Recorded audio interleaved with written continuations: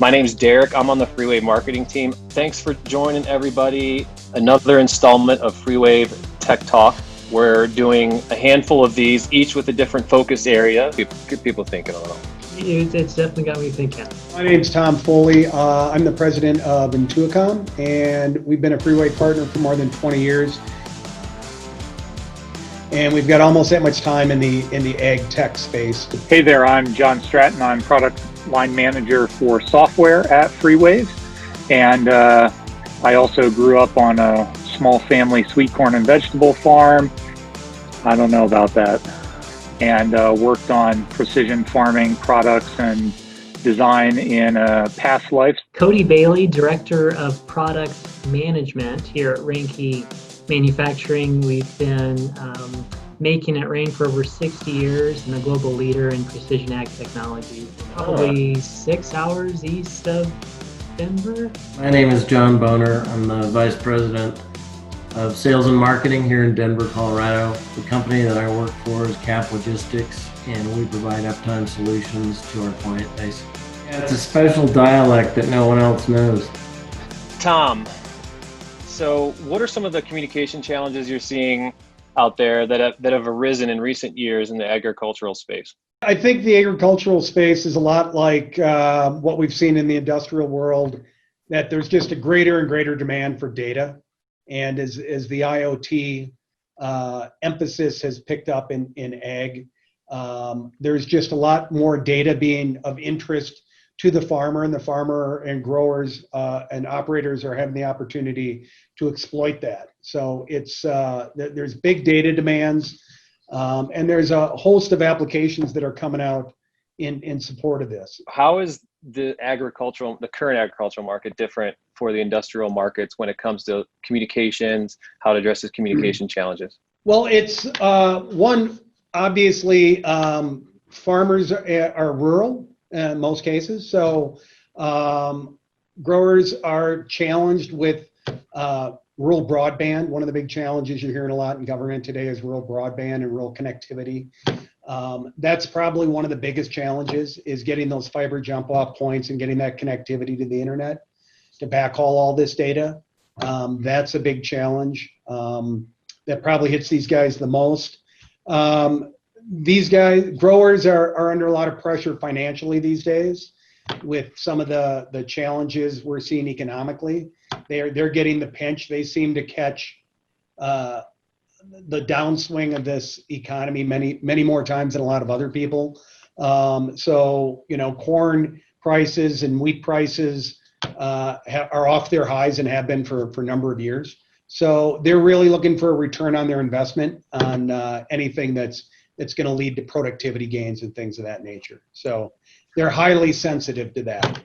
Can I tail on Tom's comment there? I appreciate Tommy bringing that up, because on the pricing side, so snapshot of today, $3.23 on corn, a bushel of corn. A snapshot in this last decade, they've seen it as high as $8. So the propensity to spend money towards leading edge technology, they're very hesitant to that. We see that as technical integrators. So I love the idea too that the challenges, broadband isn't prolific everywhere yet.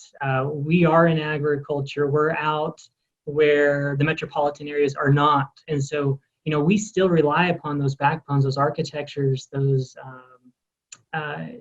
technologies to bring the data back, because we're trying to help them be profitable. It wasn't that many years ago when growers are saying, look, my development cost or production cost for a bushel of corn is $3. Now that varies, of course, but if we use the $3, 23 cents isn't much when we're talking about profitability and how many different value-added solutions share that 23 cents. Thanks for the added insight there, and anyone out there, feel free to jump in as we're tackling some of these questions. But I appreciate that.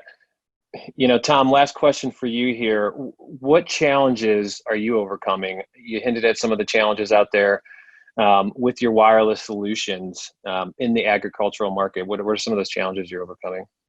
Sure. So following on sort of that connectivity discussion and this increasing data demand. So one of the technologies that proliferated a great deal the last decade or so was wireless telecom. and 4G and the move to LTE and the talk of 5G. But again, that has some of the same limitations that the internet does. So a lot of that has played out, and a lot of those that could adopt that technology have. So there's a tendency to really fall back and try to gain connectivity. And really the only way to do that is through a variety of different wireless solutions to get there.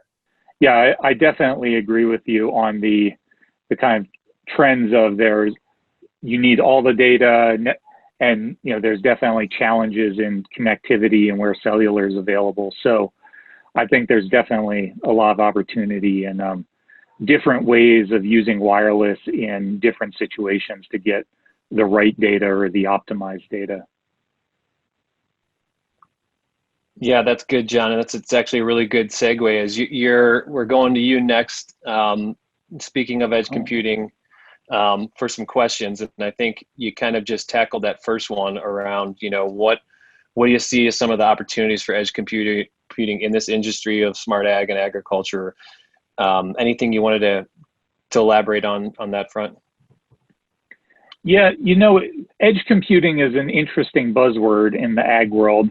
And, I think to some degree, agricultural farmers, equipment companies, everyone has been doing edge computing for years. I mean, there was no internet when early ag tech was available. So you had to do edge computing. There was, if you wanted smarts on your equipment or in your field, you had to do the computing on your equipment or in your field.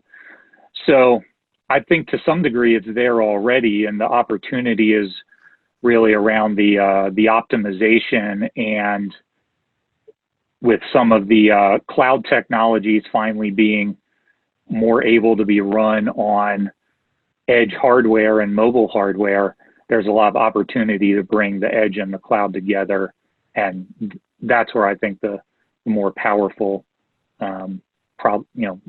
more powerful solutions will be.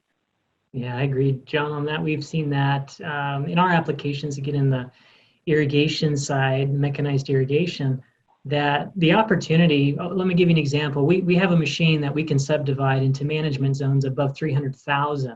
And you think about the decisions you have to make in each zone, and times that by the multitude of the possibilities, it becomes a bit ridiculous, right? Why would you even think about making 300,000 decisions, right? And so then it's one of, is the data that we're collecting able to drive and affect change in an autonomous way?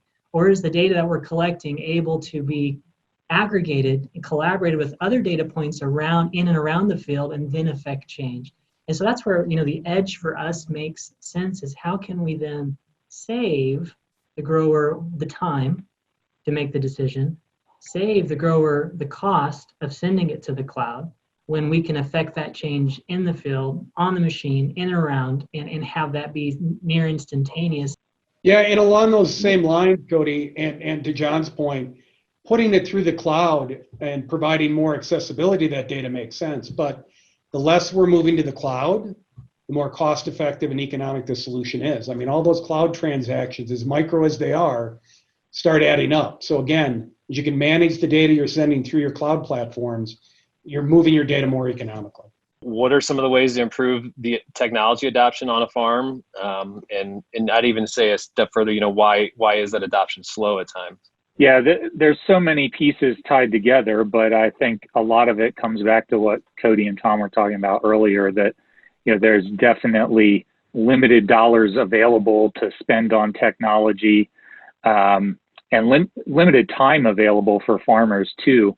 We live and breathe technology every day, but they have so many other things going on in their business and operation that we really have to make it simple to use and make it very direct, that it solves a problem for them and ideally solves a problem in their pocketbook. So I think that combination of trying to sell something that's fancy and cool but doesn't have a direct link to a valuable return is really one of the big challenges, and making it easy and time effective is the other one. I think those are big. Can you talk a little bit more about what's been contributing to on-farm adoption of communication technologies these days? Yeah, I think number one, what I see is the intuition that when it makes sense, it's not a complicated offering, it's not a complicated deployment. It's this device will connect to that. We have collaboration with these other companies where we share data. I mean, it has to be intuitive, it has to make sense. We see that level of technology that is very simple to use being adopted at a very fast pace. Other than farming, what sectors of the food industry need to focus on uptime? Yeah, I mean, I think it really goes, the supply chain runs long from the suppliers, whether it's seed or whether it's the other material that they're using during the process. But as you get through the harvest and you get to those next steps in the agricultural supply chain. John, can you talk a little bit more about that? How does geography play a role in the industrial challenges of agriculture? Yeah, so we do a lot of work with the big ag companies, and I think, I mean, it's that beginning of the season and end of season that drives everything. But if you've got to make a delivery to a remote location in northern Idaho or eastern Washington or Montana, for us, it becomes a logistical challenge in just putting the pieces together. So you've got to build the ground leg at origin to the airport, and then the airport to airport piece. And the airport to delivery is the most challenging because you've got very remote locations. They don't have receiving docks. So you've got, if it's large pieces of material, you've got to make sure there's a way to get it off of our vehicle and where it's available for them to use. So the remote locations have been, we started here in the Intermountain West, and it was really in response to there weren't a lot of options 38 years ago when the company was founded for transportation into remote areas, and we became that company. But the trend line on technology capabilities is going up. The profitability line for growers is going down. And it's one of how are we going to close that gap? And I think that's the challenge for the industry is, are the services we're providing adding the value to their bottom line? Because otherwise, I mean, they're at the thinnest that I've seen it in my career. Perhaps 2008, it might have been a little smaller. It was just north of $3, but again, at $3.23, we're pretty well there. But we're talking about a decade of decline in price. I mean, in 2012? I may be misquoting, but it was 1 year they were at 8, and it dropped to 3.5 same year, right? And within the same year. And so as we have, it was right in there. Yeah, and how that propagated, differences in choices, and choices changed. People changed their buying decisions. They had to survive through that period. And so it's one of the challenges. If we get our hands on more technology, I don't think it will be adopted. I don't think it will be successful unless we are proving its value and we go to that farm door and say, here is what it can do for you. We need more proving for them, and so that they can understand this. So there's going to be some time it takes to soak into some of that data, whether it's a multi-year test, trials, product validation, whatever that might be. Maybe there's a service that's going to start testing this stuff in their behalf. I don't know. But we've got to get to the crux of it and say, is this value? Is this a value or is it not? Again, thanks guys. Thanks for your time. It was a great discussion. And thank you all for watching FreeWave Smart Ag Tech Talk. And with that, let's have a great day.